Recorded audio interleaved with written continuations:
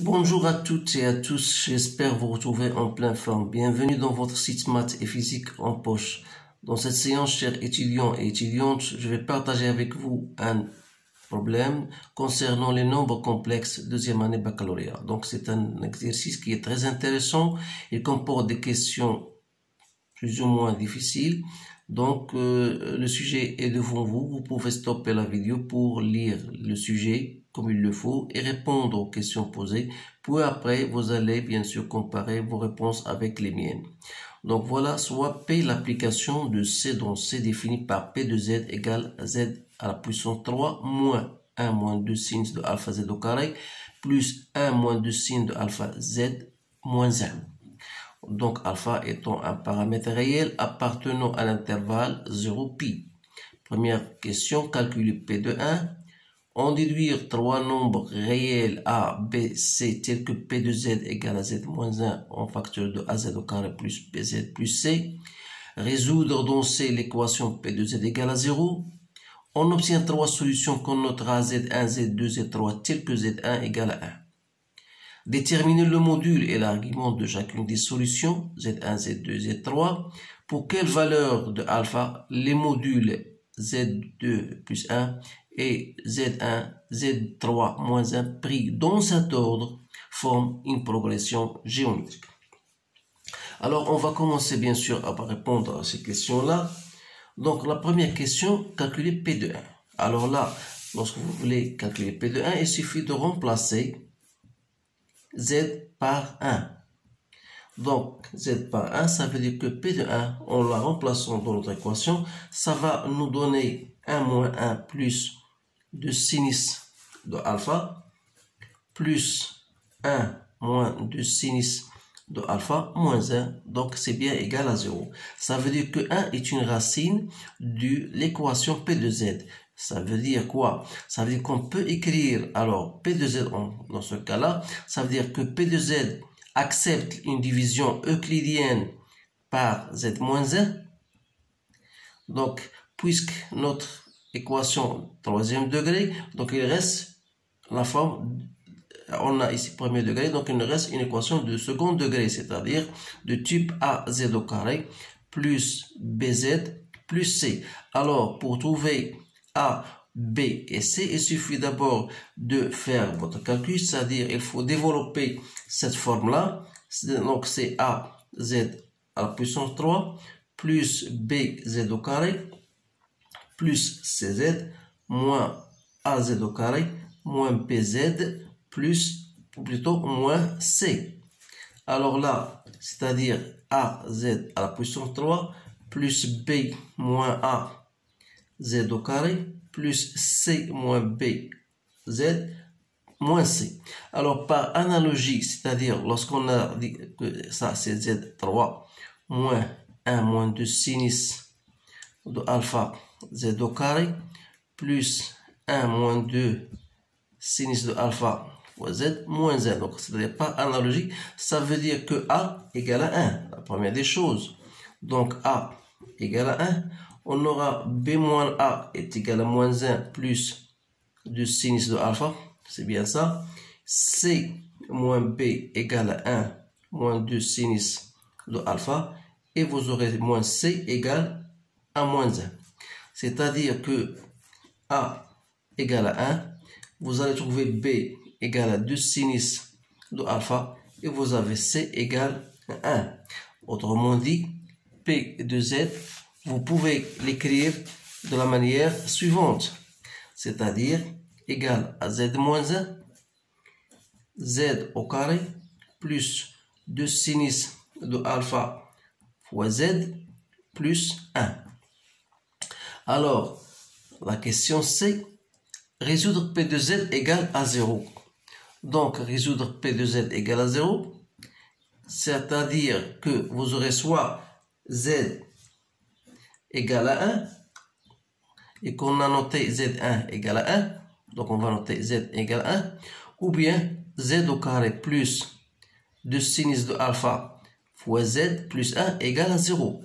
La seconde équation va nous pousser à déterminer le discriminant delta, c'est-à-dire B au carré moins 4AC, donc c'est 4 sinus au carré de alpha moins 4, soit disons 4 en facteur de sinus au carré de alpha moins 1, c'est-à-dire c'est moins 4 cos carré de alpha, ou plutôt 2i cos de alpha, le tout au carré.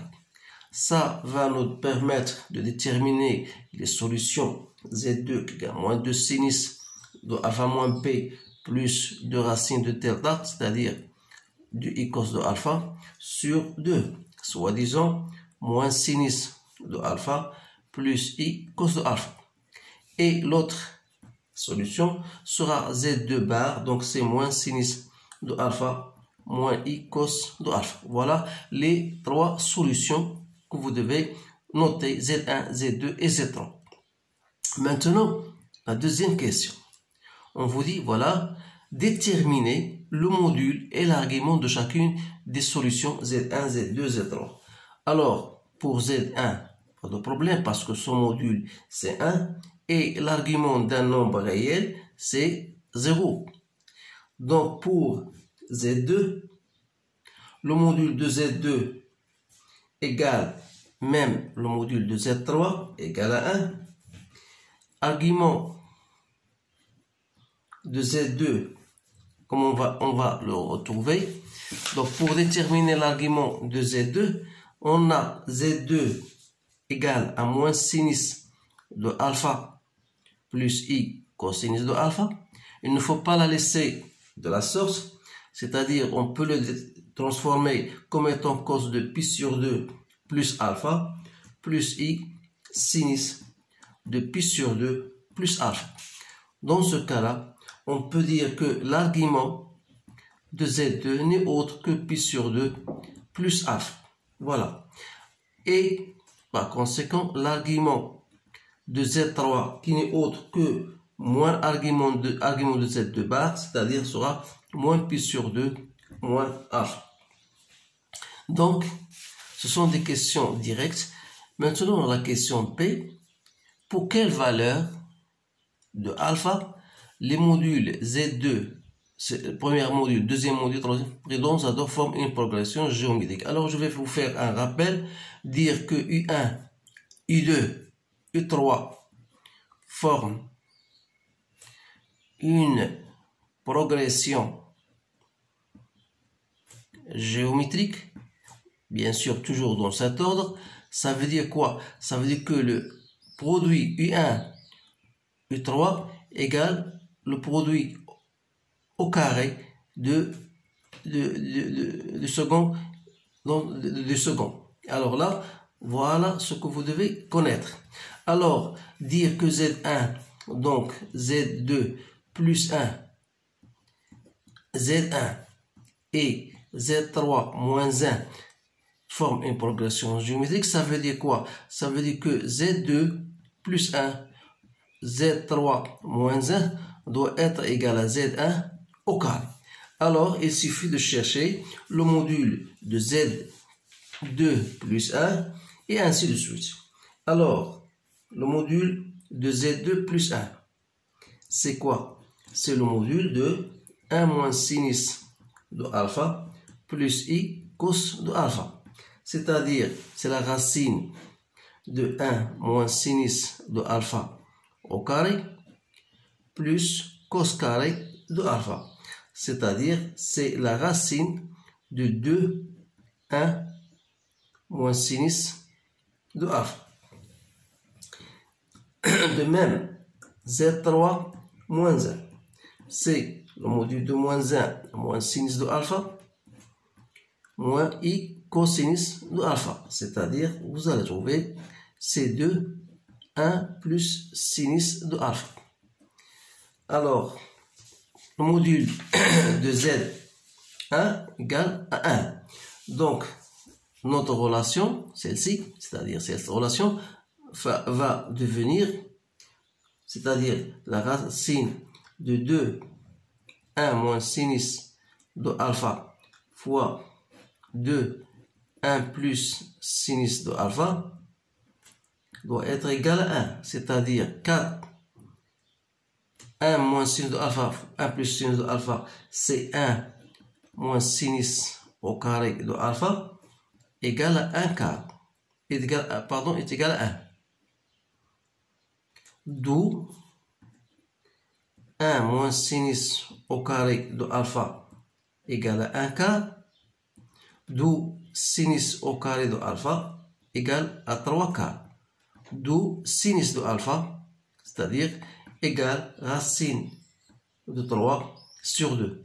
Alors, sans oublier bien sûr que alpha est compris entre 0 et pi. Donc, le module de sinus de alpha, c'est bien sinus de alpha. Donc, il suffit de résoudre cette équation. Sinus de alpha égale à racine de 3 sur 2. Donc, ça veut dire que alpha égale à pi sur 3 plus 2kpi, bien sûr, ou bien alpha égale à 2pi sur 3. Voilà les solutions, bien sûr, de cette équation. Donc, on va le mettre, voilà, S égale soit pi sur 3, soit 2pi sur 3 sont les valeurs qu'il faut donner à alpha pour avoir cette progression géométrique.